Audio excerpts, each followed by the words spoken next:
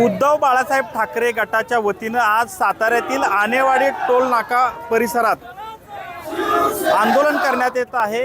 जिल्हा जो राष्ट्रीय महामार्ग आहे जिल्ह्याचा, या महामार्गावर हे आंदोलन रास्ता रोको आंदोलन करण्यात येत आहे। प्रामुख्याने जी मागणी आहे ती जिल्ह्यातील जे टोल नाके आहेत ते टोल मुक्त करावेत आणि टोल माफी व्हावी, या मागणीसाठी हे आंदोलन जे आहे ते मोठ्या स्वरूपात या ठिकाणी होताना पाहायला मिळत आहे। दोन्ही बाजूचे जे रस्ते आहेत ते पूर्णपणे या ठिकाणी आंदोलकांनी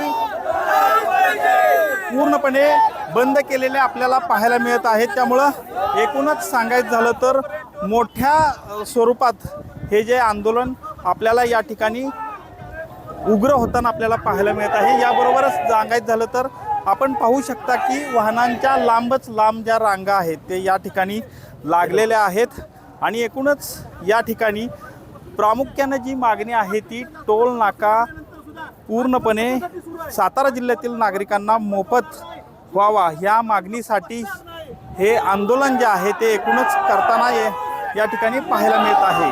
कॅमेरामन तुषार जाधवसह संतोष नलावडे, TV9 मराठी, सातारा।